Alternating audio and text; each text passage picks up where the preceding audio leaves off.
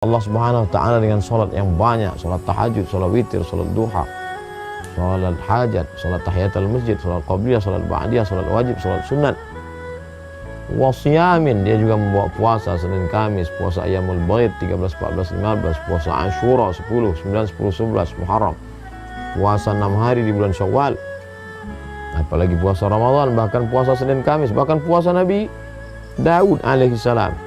Tapi ternyata tidak. Allahu Allahu Allahu Allah, Allahu Allahu Allahu Allah. Dulu dunia ini dikuasai oleh dua blok yang besar. Yang pertama Roma. Makanya dalam Al-Quran ada satu surah Rom. Yang kedua Ghulibatur Rom. Bangsa Roma pernah dikalahkan. Siapa yang mengalahkan Roma? Itulah dia Faris, Persia. Blok barat Roma, blok timur Persia. Raja-raja Persia terkenal dengan ganas, kejam, dan ketika itu terjadilah sebuah eksiden. Seorang tukang masak menjatuhkan setetes makanan di atas meja tuan raja dengan istana kemegahan dan kemewahan. Pantang bagi raja melihat ada tetesan makanan yang jatuh.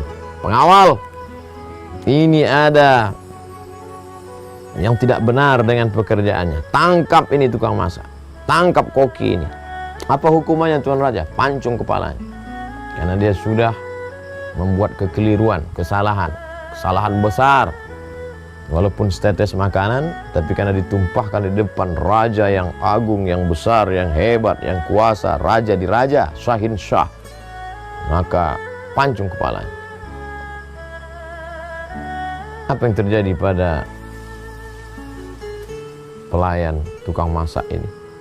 Sebelum dia mati, maka dia ambil bejana, mangkok tempat makanan, dia isi makanan penuh, lalu dia tumpahkan dia atas meja di depan tuan raja. Raja heran, semakin bangkit emosi kemarahannya. Kenapa kamu tumpahkan makanan di dalam bejana mangkok itu ke atas meja ini? Wahai orang yang akan dipancung hukuman mati. Tuan raja, aku tidak ingin nanti tersebar berita bahwa aku mati dipancung hanya karena setetes makanan yang tumpah di atas meja tuan raja. Lalu aku ingin agar orang tahu aku dipancung karena menumpahkan makanan satu bejana, satu baskom besar. Lama tuan raja Persia berpikir, oh begitu mulia akhlak budi pekertimu, kau selamatkan nama baikku, sehingga aku tidak tertulis dalam sejarah sebagai orang yang amat sangat beringas, brutal dan kejam, membunuh tukang masak koki hanya setetes makanan.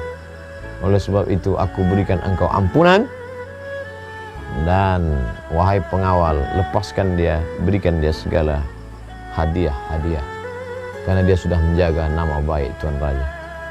Betapa akhlak sopan santun budi pekerti menyelamatkan diri, jiwa dan raga. Oleh sebab itu betul dalam sebuah ungkapan al-adab fauqal ilmi, tak ada gunanya ilmu S1, S2, S3, postdoktoral, profesor bila tidak berakhlak. Tapi seorang tukang masak yang tidak punya jabatan kuasa apa-apa, hanya mencincang daging-daging, sayur mayur, dihidangkan kepada tuan raja, dia sudah diselamatkan, bahkan dimuliakan, dikenang sepanjang zaman sejarah, dan bahkan dia dimuliakan di hadapan orang-orang yang hanya dianggap biasa-biasa saja. Betapa akhlak budi pekerti. Bahkan Nabi Muhammad SAW dipuji Allah dalam Al-Quran. Apa pujian Allah? A'udzubillahi minasyaitonirrajim. Wa innaka la'ala khuluqin azim. Engkau berada dalam akhlak budi pekerti yang agung dan mulia. Itu pula jawaban Sayyidatuna Aisyah radhiyallahu anha ketika ditanya, bagaimana akhlak budi pekerti Nabi Muhammad SAW? Kana khuluquhul Quran. Akhlaknya adalah Al-Quran. Oleh sebab itu, puncak daripada iman adalah akhlak. Puncak dari salat adalah akhlak. Bagaimana kita menghormati orang lain, bagaimana kita berlapang dada, bagaimana kita menjalin ukhuwah. Puncak daripada puasa adalah akhlak. Bagaimana berakhlak kepada Allah, senantiasa merasakan muraqabatullah, pengawasan Allah. Bagaimana merasakan lapar dan sakitnya fakir miskin. Bagaimana merasakan sakitnya orang-orang yang tidak punya ayah, anak-anak yatim. Puncak daripada haji juga adalah akhlak. Bagaimana orang merasakan sama di hadapan Allah. Tidak ada beda antara berkulit hitam dengan berkulit putih, antara orang kaya dengan rakyat jelata. Semuanya sama-sama hamba Allah. Kullukum min Adam, semua kamu dari Nabi Adam, wa Adam min turab, dan Adam dari tanah akan kembali kepada tanah. Dan itulah puncak daripada penilaian Allah kepada seorang hamba. Yang akan dinilai adalah akhlak.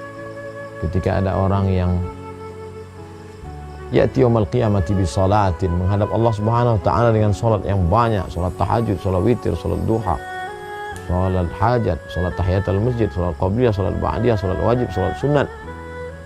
Wa siyamin, dia juga membawa puasa Senin Kamis, puasa Ayyamul Baid 13, 14, 15, puasa Ashura 10, 9, 10, 11 Muharram.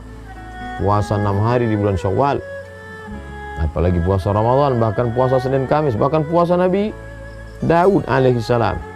Tapi ternyata tidak melembutkan hati, tidak memperbaiki pekerti. Dan sebab itu maka beribadah baik, tapi merenungkan substansi makna daripada ibadah adalah membentuk akhlakul karimah.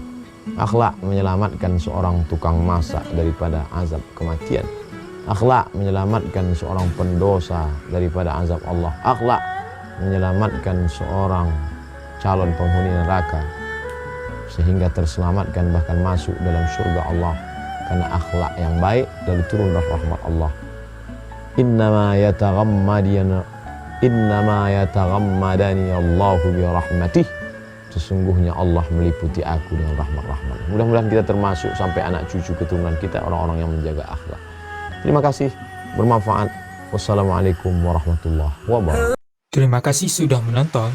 Jangan lupa bagikan video ini, karena barang siapa yang menunjuki kepada kebaikan, maka dia akan mendapatkan pahala seperti orang yang mengerjakannya.